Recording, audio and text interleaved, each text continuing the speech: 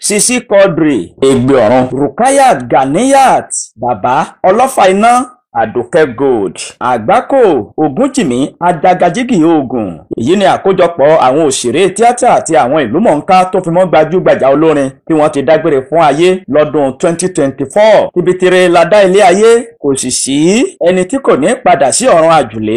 Àtàríwọ̀ ọ̀run yànnàyànnà bí ẹni tí ò ní kú mọ́. Gbogbo ojú tó bá ti rí ilé ayé yóò padà rí ọ̀run alákejì.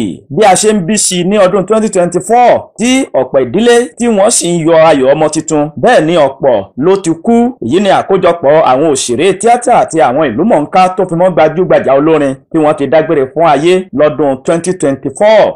Ní ọdún 2024, bí àwọn ènìyàn ṣe ń bímọ tí àwọn kan tí wọ́n sì ń padà sí ọ̀run àjùlé, bẹ́ẹ̀ ni ọ̀pọ̀ àwọn òṣèré tíátà ni wọ́n dágbére fáyé.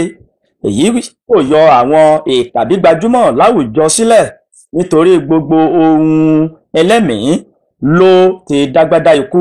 Nínú ìròyìn tí ẹ̀ ń gbọ́ yìí ni a ti ṣe àkójọpọ̀ àwọn ìkàn ìlú, pàápàá jùlọ lágbo eré tíátà Yorùbá àti àwọn tí wọ́n jẹ́ adẹ́rìnpòṣónú lédè òyìnbó. Adẹ́rẹ̀mí Adédèjì, ẹni tí gbogbo àwọn ènìyàn mọ̀ sí ọlọ́fà iná. Ikú àgbà òṣèré yìí, Adẹ́rẹ̀mí Adédèjì, ni ó milẹ̀ tìtìtì. Ó sì ṣẹlẹ̀ ní ọdún 2024. Alẹ́ ọjọ́bọ̀ ọjọ́ 4 oṣù kínní ọdún 2024 ni ìròyìn jáde wípé àgbà òṣèré náà ó jáde láyé. Ẹni ọdún 73 ni kí ọlọ́jọ́ ó tó dé. Ọ̀kan lára àwọn ìyàwó bàbá ọlọ́fà iná ló bá àwọn oníròyìn sọ̀rọ̀ tó sì ṣàlàyé wípé àgbà òṣèré ọ̀hún ó ti dágbére fáyé lẹ́yìn àìsàn díẹ̀ ráńpẹ́ tó ṣe bí ọ̀sẹ̀ mẹ́ta kan. Ọlọ́fà iná ó gbajúgbajà nínú kápa òwe, ká sì fa kò mú òkun ọ̀rọ̀ yọ, ká fi èdè Yorùbá sọ̀rọ̀ débi tó lápẹẹrẹ. Ó sì máa ń ṣe àgbélárugẹ àti ìtẹ́pẹpẹ àṣà Yorùbá.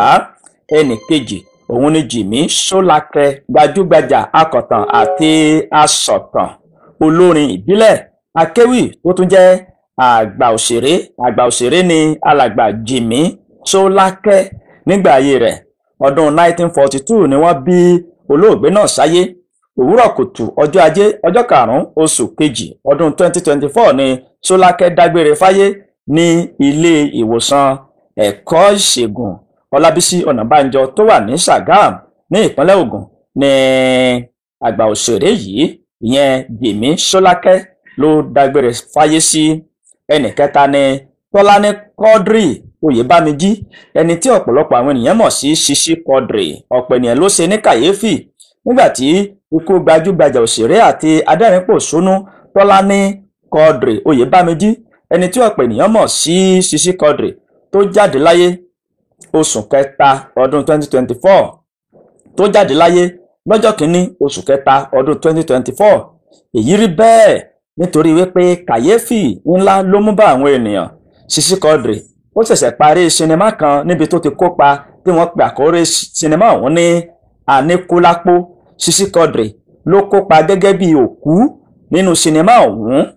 Ilé ìwòsàn LAUTECH tó wà ní ìlú Ògbómọ̀ṣọ́ ní Sisi Quadri jáde láyé.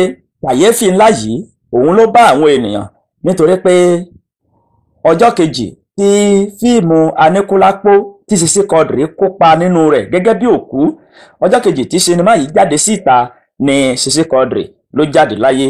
Ilé ìwòsàn LAUTECH tó wà ní ìlú Ògbómọ̀ṣọ́ ni Sisi Quadri dákẹ́ sí lẹ́yìn àìsàn díẹ̀ ráńpẹ́. Ẹni ọdún 55 ni Sisi Quadri kó tó jáde láyé.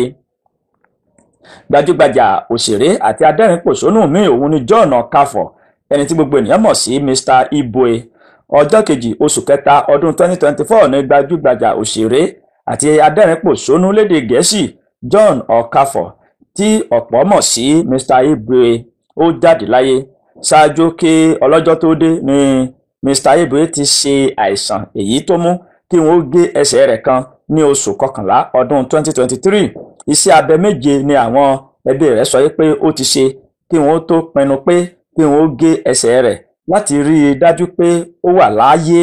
Ọjọ́ 17 oṣù kẹwàá ọdún 1961 ni wọ́n bí Mr. Ibwe, tó sì dágbére fáyé lẹ́ni ọdún 62. Gbajúgbajà àti olórin ẹ̀mí òun ni Mọ́rẹ́níkẹ́jì Adélékè ẹni tí gbogbo ènìyàn mọ̀ sí Egbin Ọ̀run. Ní ọjọ́ àìkú ọjọ́ 28 oṣù kẹrin ọdún 2024 ní ìròyìn ikú olórin ẹ̀mí Mọ́rẹ́níkẹ́jì Adélékè tí ọ̀pọ̀ ènìyàn mọ̀ sí Egbin Ọ̀run lómìlú lómilẹ̀ lómi gbogbo ìgboro tìtìtì. Níṣe ni ọ̀pọ̀ ènìyàn ń ké pé àwọn kò gbọ́ pé akọrin ẹ̀mí náà ṣe àìsàn kankan kó tó di wípé ọlọ́jọ́ mú un lọ.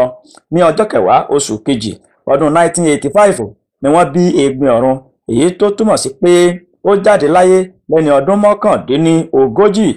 Ọ̀pọ̀ àwọn akọrin ẹ̀mí ẹgbẹ́ rẹ̀ ló ń fi ìwà oore àti bó ṣe máa ń ṣàánú àwọn ẹlẹgbẹ́ rẹ̀ ló fi hàn kí wọ́n sì ń dárò lẹ́yìn rẹ̀. Ẹlòmíì tún ni Ganiu Akínpẹ̀lú Ògúnjìmí Ajagajigi Ògùn.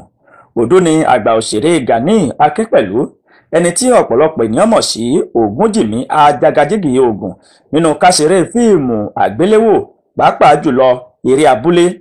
Láàrin ọdún 1990 sí ìbẹ̀rẹ̀ ọdún 2000, Ògúnjìmí Ajagajigi Ògùn ni orúkọ tí ọ̀pọ̀ ènìyàn mọ̀ sí. Ọmọ Ògúnjìmí Ismaila Akínpẹ̀lú òun ló bá àwọn oníròyìn sọ̀rọ̀ tó sì sọ wípé oṣù 3 ni bàbá òun fi ṣe àìsàn kí ọlọ́jọ́ tó dé fún un lọ́jọ́ 26 oṣù kẹrin ọdún 2024. Ọdún 64 ni Ògúnjìmí lò lórílẹ̀ alààyè. Dayọ̀ Adéwùmí ẹni tí ọ̀pọ̀ mọ̀ sí Ṣúbèbè, lára àwọn ikú gbajúgbajà òṣèré tíátà tó fa awuyewuye tó sì tún mú fàákájà lọ́wọ́ ni ikú Dayọ̀ Adéwùmí tí ọ̀pọ̀ ènìyàn mọ̀ sí Sùlí Ṣúbèbè. Níṣe ni àwọn kan ń gbé ìròyìn ikú rẹ̀ wípé àwọn mọ̀lẹ́bí gbajúgbajà òṣèré tíátà ọ̀hún wọ́n kọ̀ láti gba òkú rẹ̀ lọ́wọ́ pásítọ̀ Àgbàlá Gabriel ní ìlú Ìbàdàn. Ọ̀pọ̀ ọdún ni Ṣúbèbè ló fi ṣe àìsàn kó tó di pé ó padà dákẹ́ sí ọ̀dọ̀ pásítọ̀ Àgbàlá Gabriel ibi tí wọ́n ti ń tọ́jú rẹ̀. Àmọ́ ọ̀kan lára àwọn ọmọ òṣèré tíátà náà, Olúfẹ́mi Adéwùmí, ó ní ọ̀rọ̀ tí àwọn ènìyàn ń gbé káàkiri àti pé ìròyìn òfegè ni ìròyìn náà. Ẹni ọdún 64 ni olóògbé Adéwùmí kí ó tó dágbére fáyé. Gbajúgbajà òṣèré tíátà míì òun tó ni Oyènká Onwenu. Gbajúgbajà akọrin olóhùn iyọ̀ ni Oyènká Onwenu tí ògo rẹ̀ sì la àgbáyé já kí ọlọ́jọ́ tó dé.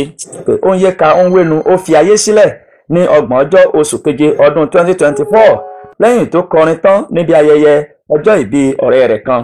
Ní ọdún 2021 ni Oyènká Onwenu ti ṣáájú kọ àkọsílẹ̀ nípa bí òun ṣe fẹ́ kí wọ́n sin òkú òun lẹ́yìn ìgbà tí òun bá kú tán.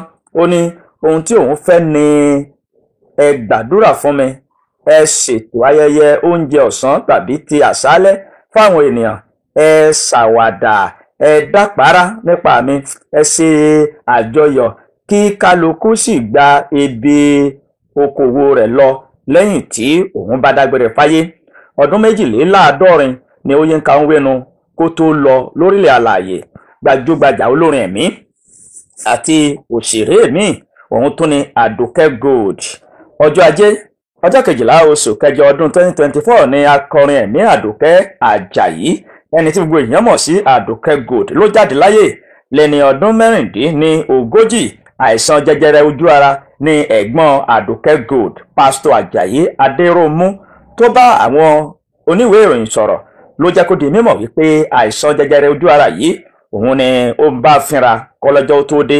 Àdùkẹ́ Pẹ̀nkẹ́lẹ́ ni ó kọ́kọ́ ń jẹ́ nígbà tó kọ́kọ́ bẹ̀rẹ̀ orin kó tó yí padà sí Àdùkẹ́ Gold lọ́dún 2008.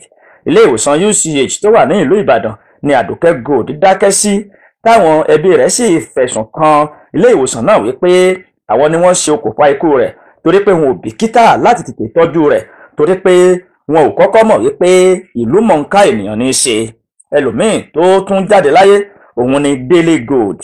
Ní ọjọ́ 12 oṣù kẹsàn-án ọdún 2024 ni ariwo tún sọ lókè èèpẹ̀ wípé gbajúgbajà olórin ẹ̀mí míì tó tún jáde láyé, gbajúgbajà akọrin ẹ̀mí Délé Adéyọ̀ tí ọ̀pọ̀ ènìyàn mọ̀ sí Délé Gold. Ikú Délé Gold ló ṣẹlẹ̀ lẹ́yìn oṣù kan tí akọrin ẹ̀mí Àdùkẹ́ Gold tó dágbére fáyé. Abẹ́ ìtọ́ni àgbà ọ̀jẹ̀ olórin jùjú ní Ebenezer Obey ní Délé Gold ti bẹ̀rẹ̀ orin kíkọ. Kò sí ẹni tó lè sọ pé nǹkan pàtó báyìí ló ṣokùnfà ikú Délé Gold. Gbajúgbajà olórin àti eléré orí ìtàgé míì tó tún tẹrígbàsọ lọ́dún 2024 òun ni Rukayat Gawat Òsífẹ̀sọ. Ní òwúrọ̀ ọjọ́ ìṣẹ́gun ọjọ́ 24 oṣù kẹsàn-án ọdún 2024 ní ìròyìn ikú gbajúgbajà akọrin ẹ̀mí ẹ̀sìn Islam Alhaja Rukayat Gawat Òsífẹ̀sọ ló gbòde. Níṣe ni ọkàn ọ̀pọ̀ àwọn olólùfẹ́ akọrin ẹ̀mí náà ni ó gba ọgbẹ́ nígbà tí wọ́n gbọ́ ìròyìn ikú rẹ̀ ọ̀hún lójijì ní ìlú Ìjẹ̀bú Ayépé ní ìpínlẹ̀ Ògùn tó jẹ́ ìlú ọkọ Rukayat Ganiyat ni wọ́n sin òkú rẹ̀ sí lọ́jọ́ ìṣẹ́gun. Rukayat Ganiyat Òsífẹ̀sọ di gbajúgbajà akọrin ẹ̀mí ẹ̀sìn Islam lẹ́yìn àwo rẹ̀ tó ṣe fún bàbá rẹ̀ Alhaji Rasaq Aremu Gawat nígbà tó ṣàdédé di àwátì lọ́jọ́ 10 oṣù keje ọdún 2012. Ẹlòmíín tó tún jẹ́ gbajúgbajà tó jáde láyé lọ́dún 2024 lára àwọn òṣèré àti ìlúmọ̀ọ́ká ènìyàn òun ni Ayọ̀bámi Ọlábíyì Bọ̀bọ́bí. Ọjọ́ 16 oṣù kẹwàá ọdún 2024 ni gbajúgbajà òṣèré tíátà Ayọ̀bámi Mudasir Ọlábíyì tí ọ̀pọ̀ ènìyàn mọ̀ sí Bọ̀bọ́bí ló jáde láyé. Àgbà ọ̀jẹ̀ nínú òṣèré tíátà ni Bọ̀bọ́bí jẹ́. Àìsàn díẹ̀ ráńpẹ́ ló ṣe kí ọlọ́jọ́ tó dé. Nígbà tó ń fi ìdí ikú Bọ̀bọ́bí múlẹ̀ fún àwọn oníròyìn, òṣèré tíátà akẹgbẹ́ rẹ̀ Tóyìn Adégbọlá ó ṣàlàyé pé láti bí oṣù méjì sẹ́yìn ni Bọ̀bọ́bí ti ń ṣe àárẹ̀ ó sì wà ní ilé ìwòsàn. Tóyìn Adégbọlá ní oṣù méjì sẹ́yìn ni Bọ̀bọ́bí ti kọ́kọ́ wà ní ilé ìwòsàn University College Hospital UCH èyí tó wà ní ìlú Ìbàdàn kí wọ́n tó gbé kúrò níbẹ̀ nígbà tí àárẹ̀ náà kò balẹ̀ fún un kó tó padà tẹrígbàsọ. Ẹlòmíì tó tún gba ìkúrújẹ lọ́wọ́ ẹbọra ní ọdún 2024 òun ni Absalam Ìṣọ̀lá Charles Olúmọ Àgbákò. Òwúrọ̀ ọjọ́bọ̀ ọjọ́ 21 oṣù kẹwàá ọdún 2024 ni Absalam Ìṣọ̀lá ẹni tí ọ̀pọ̀ ènìyàn mọ̀ sí Charles Olúmọ bàbá Àgbákò ló jáde láyé. Ní ọdún 1923 ni wọ́n bí Charles Olúmọ. Àgbákò ó ṣayé tó sì papòdà lọ́dún 2024 lẹ́ni ọdún 100. Àgbákò jẹ́ gbajúgbajà fún ipa líle tó máa ń kó nínú eré tíátà tí yóò sì máa sọ èdè òyìnbó ńláńláńlá pẹ̀lú èdè Yorùbá tí yóò máa mí sí gbogbo rẹ̀ pọ̀. Open the door of Yara for me lára àwọn òyìnbó tí ó máa ń sọ àti oríṣiríṣi àwọn òyìnbó míì tí yóò máa pa ènìyàn lẹ́rìn-ín tí yóò máa sọ wípé wàá rí Àgbákò lónìí. Èyí ni àkọsílẹ̀ àti àkójọpọ̀ àwọn òṣèré tíátà àti àwọn ìlúmọ̀ọ́ká olórin lẹ́sìn mùsùlùmí àti nínú ẹ̀sìn kìrìsìtẹ́nì tí wọ́n dágbére fáyé ní ọdún 2024. Kọ́lọ́run kó foríjì wọ́n kí àti sùn gbogbo àwa tá a kò lókè èèpẹ̀ kó dára o. Ẹ ṣeun púpọ̀ tí ẹ ń wo fọ́nrán fídíò yìí, ojú yín ò ní fọ́ láṣẹ Ìdùmarè. Ẹ má gbàgbé láti subscribe kẹ́ ẹ sì kọ́mẹ̀ǹtì kẹ́ ẹ sì share rẹ̀. Ẹ ṣé o, ire o, fẹ́nìkọ̀ọ̀kan wa.